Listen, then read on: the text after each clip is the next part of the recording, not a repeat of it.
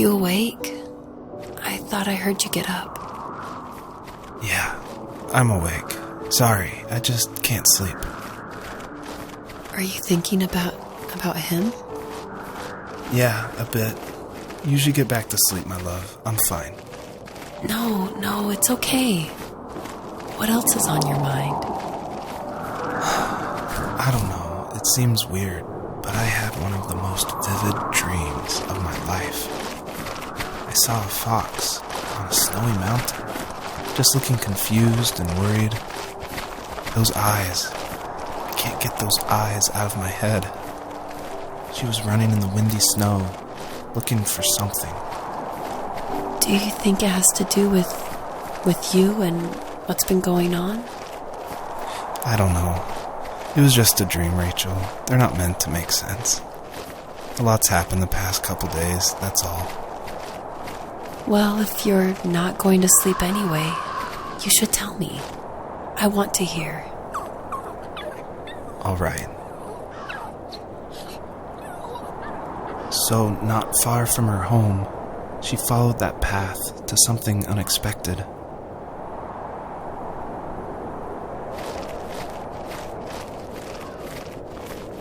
She couldn't stay, though. She had to find her other 2 children. So she took that path. She followed it towards something ancient. Something with answers.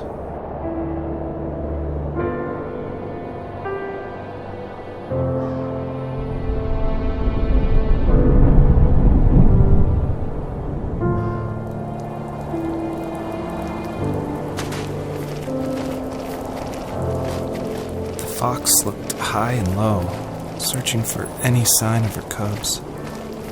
Points of light showed the way to this ancient tree. It was as if each one had a story to tell, all their own. The land was trying to tell my story, too. I felt like I was right behind her the whole time.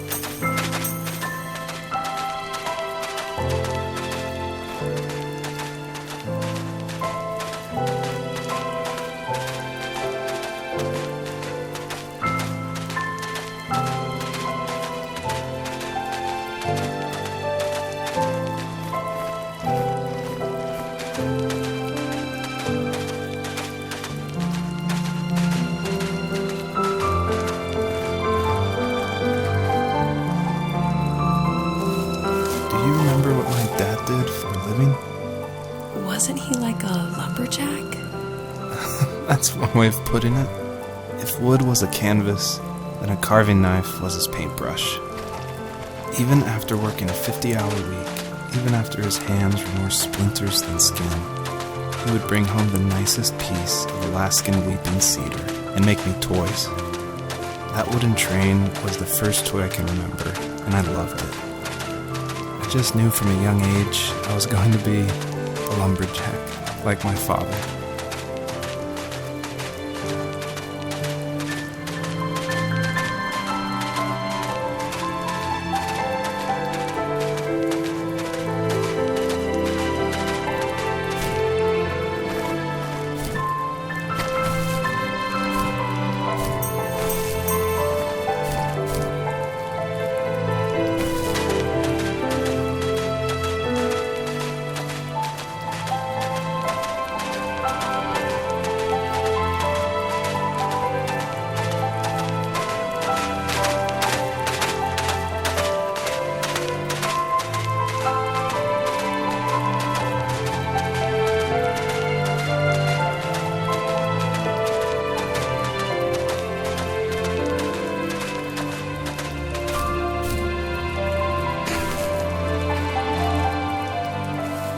Usually those kids would leave me alone, but somehow they could tell I was different.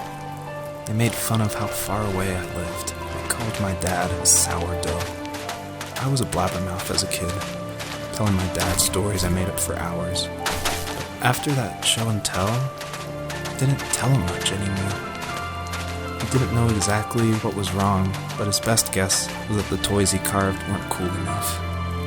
He carved me a tank and tried to tell me what it was like to be in a real tank as a serviceman. I didn't know your dad was in the military. Yeah, in the army. The sad thing is that I'd pretty much forgotten until just now. There's so much I still don't know about him. I'm sorry. He knows how much you love him. You're going to see him again soon and have some closure, I'm sure.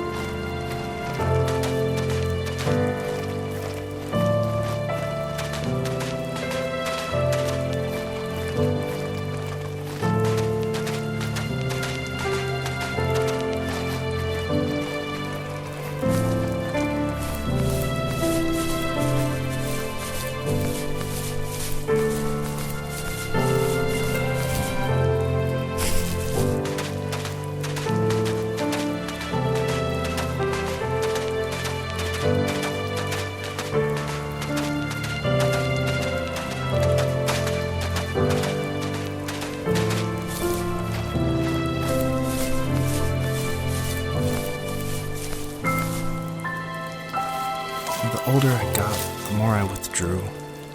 I asked myself, why talk to anybody anyway? Why bother when I'm happy by myself? I started drawing a lot, mostly animals I saw in the woods by my home. I then imagined designing my own hideouts with things like TVs and pantries full of chips and cookies.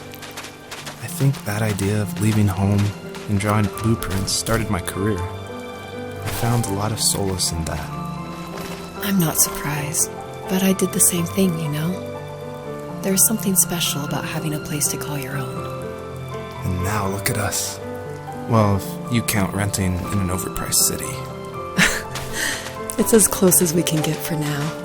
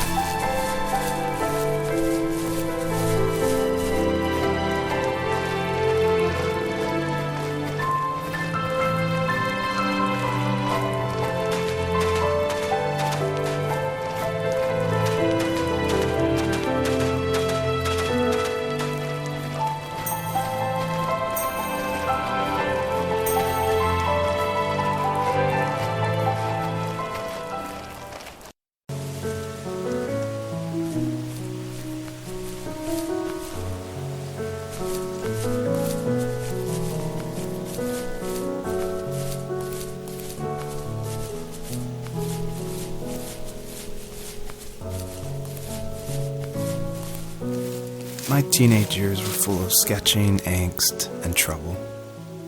I wasn't popular or unpopular. Maybe just forgettable. I guess that gave me a sense of freedom, so I hung out with crazy kids, doing crazy things, even though I mostly just watched the chaos ensue. We did it all.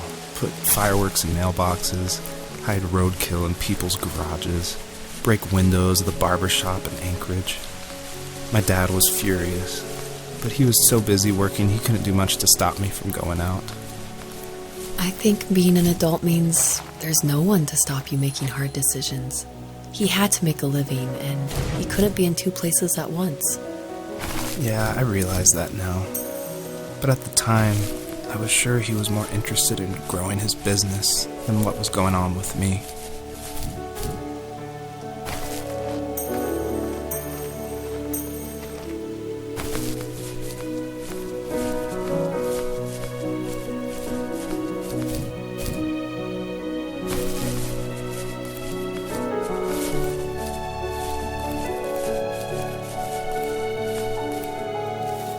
He was working another late night, and my friends were over, saying how bored they were and how they had come all the way out to my house for nothing.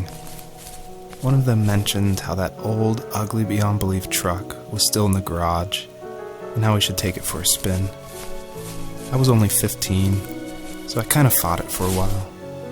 The next thing I knew, we were careening around the mountain path, rocks spitting onto the sides of the cliff, while my dad's cringeworthy bluegrass blared out the speakers. I drove while my friends were in the back of that yellow and purple truck, throwing beer bottles and trash at anything remotely interesting.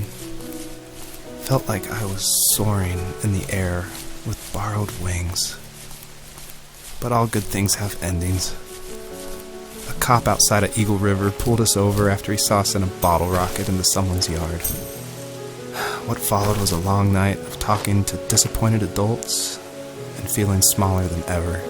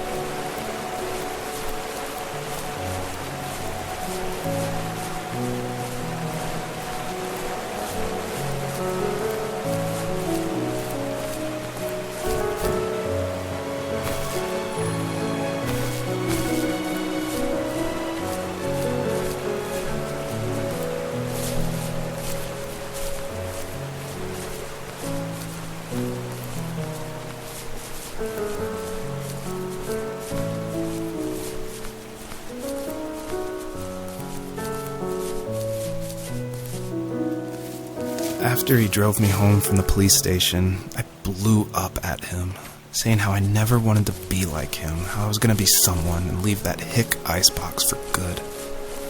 He just looked forward at the road with tired eyes. I took out that bluegrass tape from the cassette deck and chucked it out the window. In my sage teenage wisdom, I thought I had proved the ultimate point, but my dad had a different idea. He slammed the brakes, slowly bowed his head while gripping the steering wheel, and finally looked at me.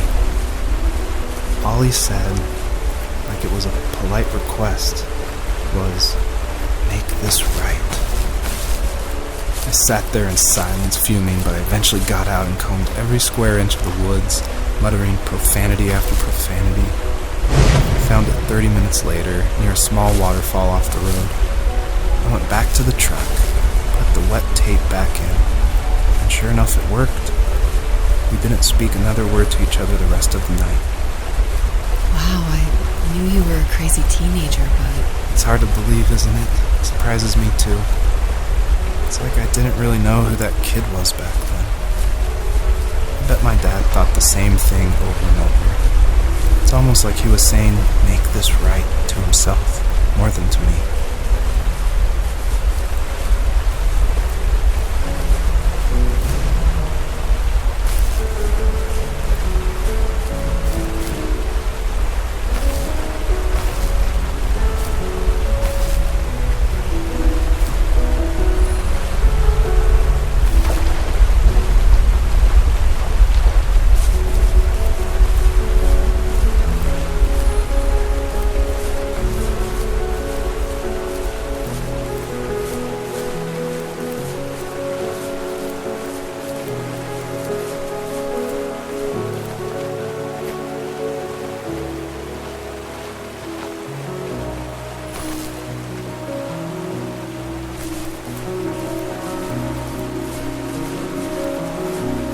My friends would laugh about that night and talk about how crazy it was, and I laughed along, pretending it didn't bother me. But it did. I imagined my friends growing old in the bush, unable to find that thrill in those godforsaken ice fields. It's like those mountains were a literal wall, keeping me from leaving, where all I would have to look forward to are lumber yards and evening beers. I had to climb over. That was my only goal for a long time.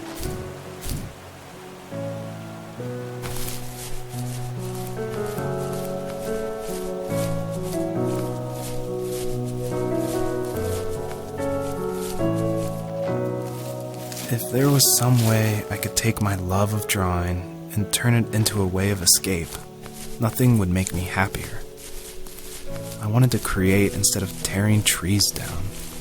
I wanted to move to the lower 48, not because I hated it there in Alaska, but I hated the idea of it. It's like all of that spite inside me had created this monster which followed me around my whole teenage years. I put so much energy into doing what others didn't expect of me. Why did I do that?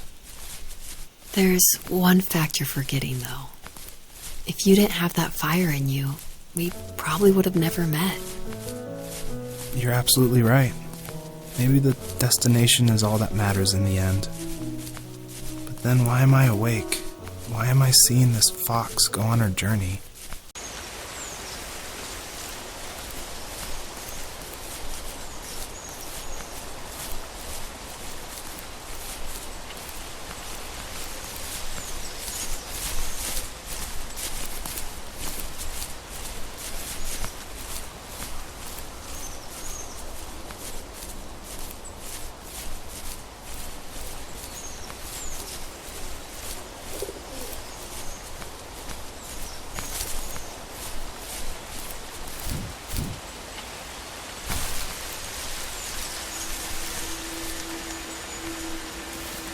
Even at my most distant, at the times when I detested him the most, he kept reaching out. For a year straight, he asked me every week when we were going camping. I thought he was just dense. Eventually, to shut him up, I agreed. We carried out the worn lawn chairs from the garage and set up a cinder block campfire at the site we'd always used behind the house. We walked down the mountain path, talking in the warm sunshine we only got a couple months of the year. Those 3 obsidian rocks shimmered alongside the shore, almost like sparklers pressed against a dark window. I'll never forget that wet stone on my feet, or how those massive mountains looked even bigger in the lake's reflection. I felt small, but grateful. As the sun set, my dad found something I hadn't seen for a long time. The tree where I'd made my first carving when I was 6. I hadn't even carved it. My dad had helped me, but I still called it my tree. Something about seeing my name there made me open up, and we talked about everything that night in that old camouflage tent. I told him how much I loved sketching and design, and how it would be a dream to study architecture in Seattle. I told him how I didn't get along with my friends much anymore, but that I didn't mind being alone. He told me he was there for me, and he joked that if all he had to do was write my name on a tree to finally get me to talk, he would have left me carved logs with novels on them in front of my room every morning. I don't know why it took me that long to realize it, but it was then I knew how much he had sacrificed for me.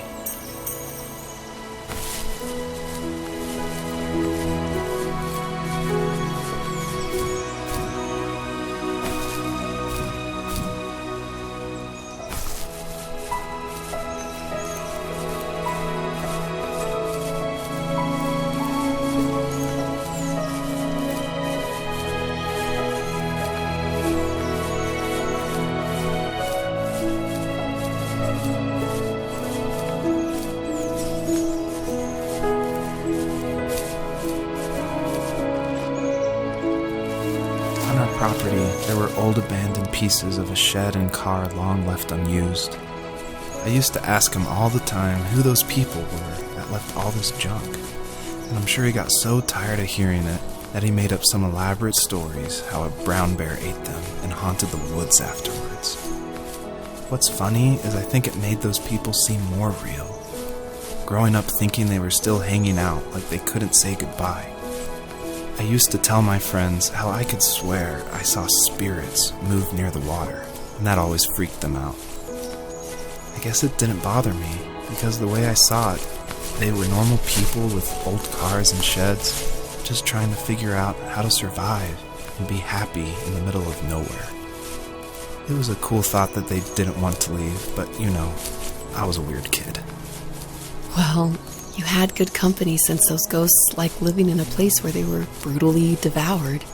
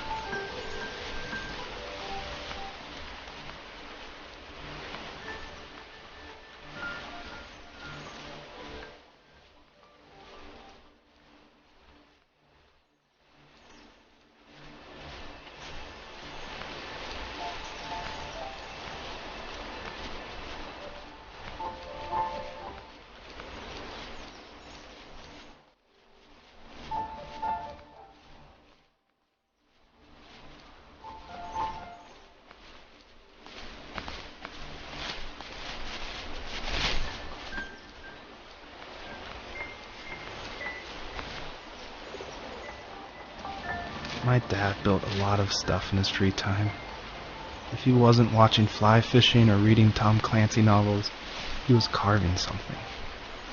He made tons of birdhouses. Not that he was into bird watching, but I think he really missed working and adding on to the home. If he couldn't afford the time to build onto our own house, he would have to settle with watching birds move into their little homes. We kept an old mattress in the bed of that ugly yellow truck, so we would drive it deep into the woods and then watch the birds fly into their houses while the sun set. Usually it was accompanied by venison jerky or a cold Coke, but not a lot of talking, which is how we both liked it.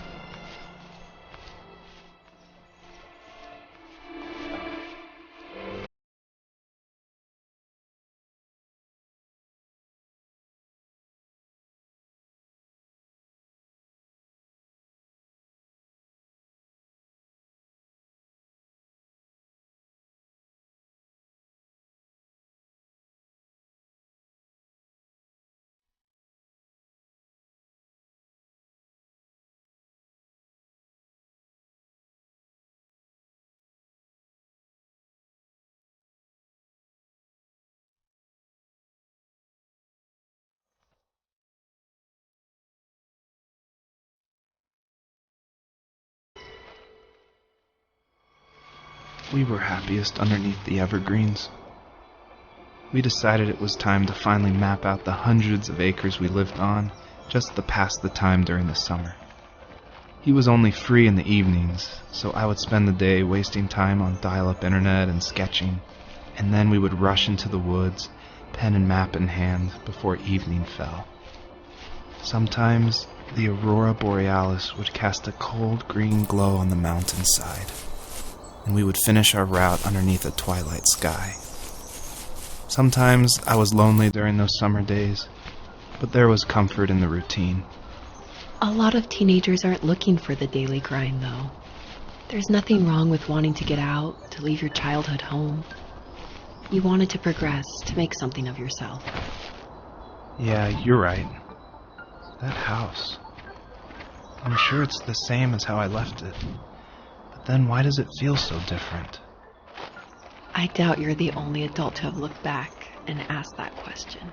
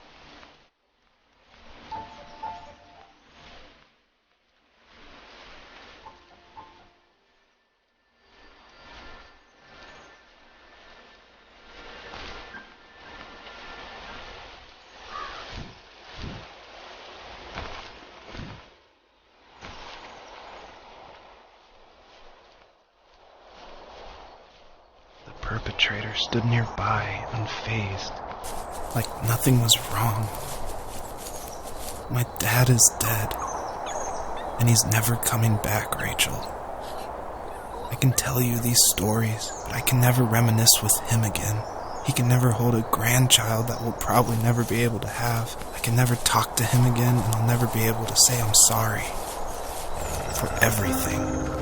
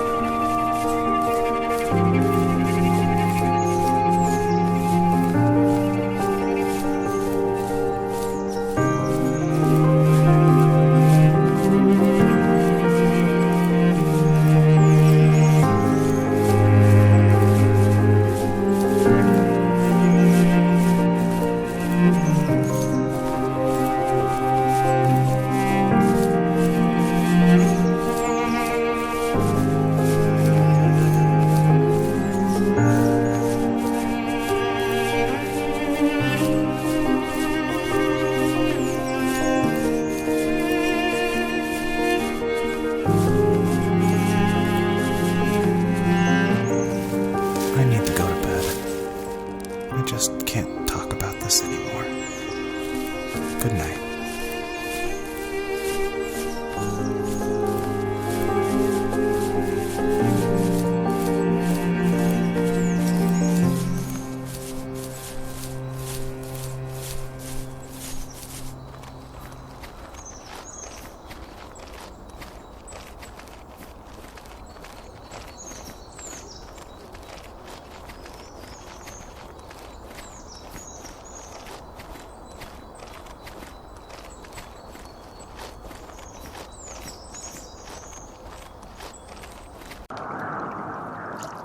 Joseph, you can't go to sleep feeling like this.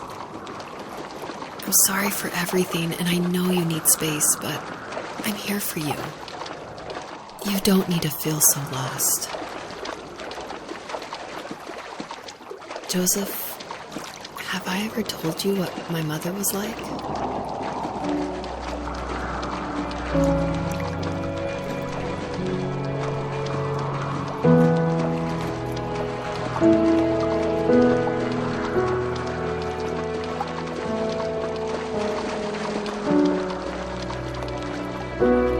You know what it's like not to have a mom at home.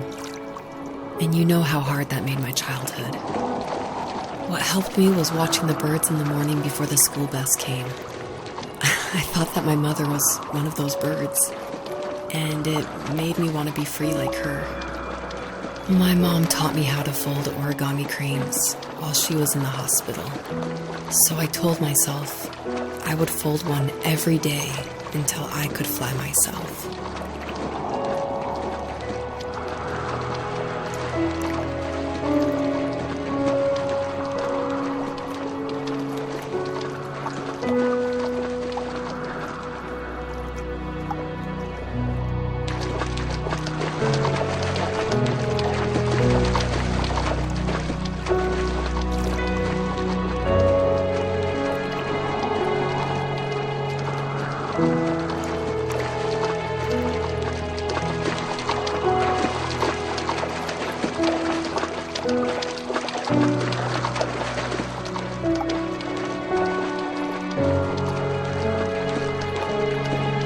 You have strength, Joseph, and you're not as alone as you think.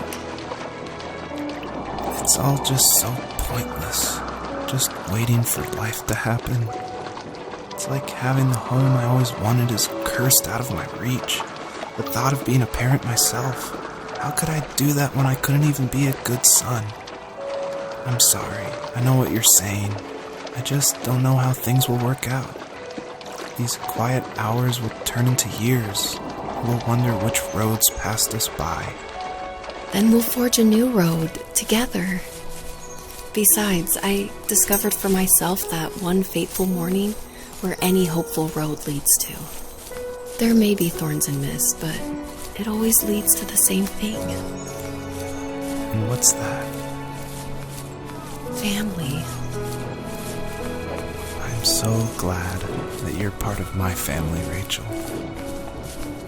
And I'm glad you're part of mine.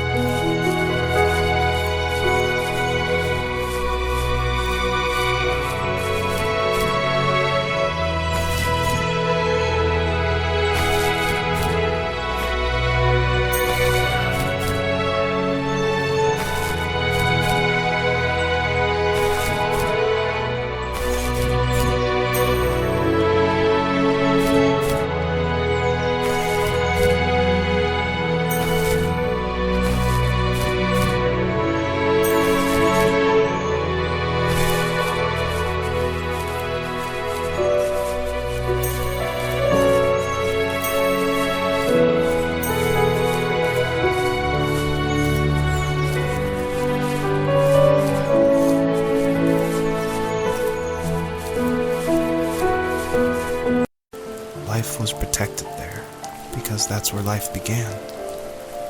It was now only a mother and a daughter left. Items from my life still dotted the ground as she moved closer to her destination and destiny.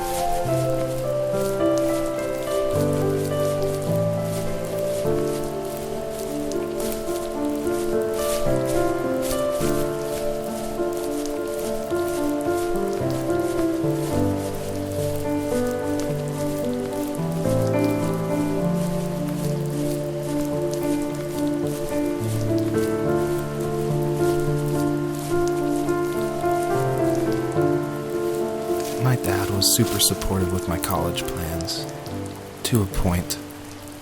Things were okay until this terrible accident happened. I guess a forklift flipped over due to a bad axle, and it crushed one of the workers there. My dad didn't eat for days, even though he wasn't directly involved. It devastated him. Not only did it hurt the business, but it just freaked him out. He would talk in his sleep, muttering things about firing people and saying sorry.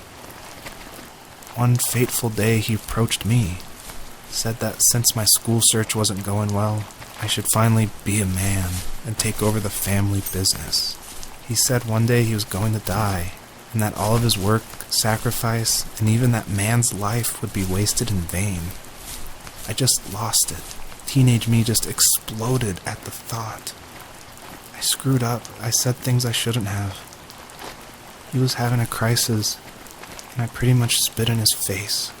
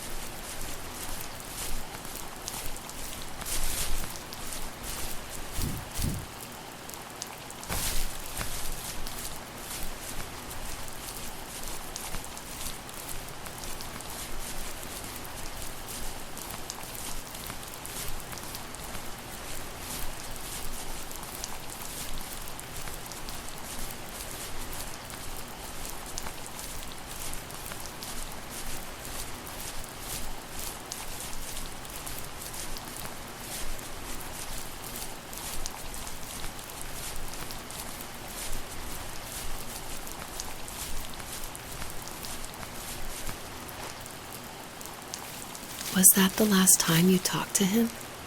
No, I called on holidays, and he would call on my birthday. I guess we acted like nothing ever happened, which was stupid.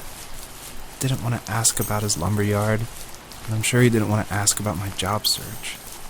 I never went back and visited. I think the last conversation we had was about what movies we had seen and what exactly a best boy is in the credits. I thought he would be here so much longer.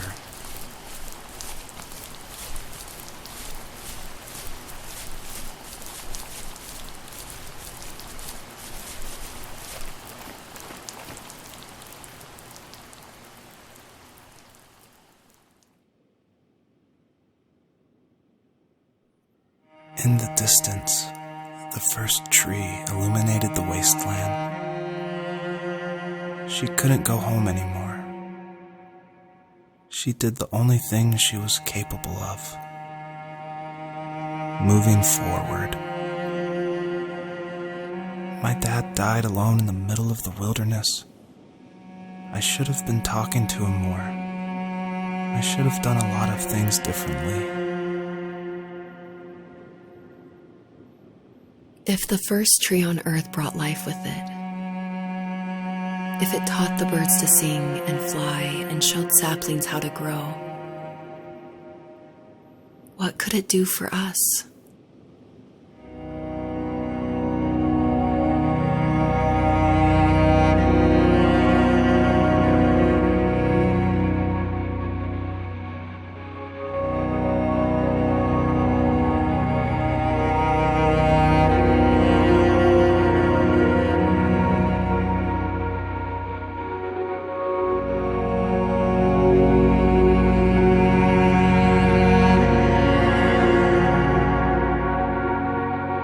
There was a letter I received yesterday from a name I didn't recognize, with a quote I can't stop thinking about. Death is not the opposite of life, but a part of it. More and more, I'm realizing one important truth. Each of us have our own journey to the first tree. But sometimes I'm not sure I'm ready to take that first step. You already have my love.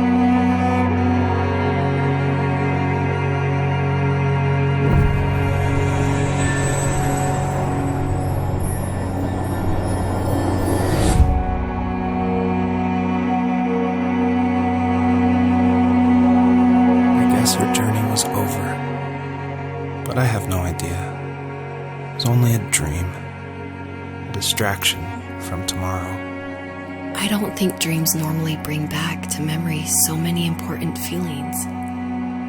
Maybe it was just a dream, but it was also a gift. Yeah, I suppose. But tomorrow we're getting on a plane to the last place on Earth I want to be. The only person that would have made the trip worth it is gone. You're going to see him and be with him one last time before you say goodbye. I have one last quote for you by Emerson, sealed in an imaginary letter from me to you. It is the secret of the world that all things subsist and do not die, but only retire a little from sight and afterward return again. Go to sleep, my love. We have a big day tomorrow, but I'll be there with you every step of the way. Thank you. Thanks for listening. Good night, Rachel. Good night, Joseph.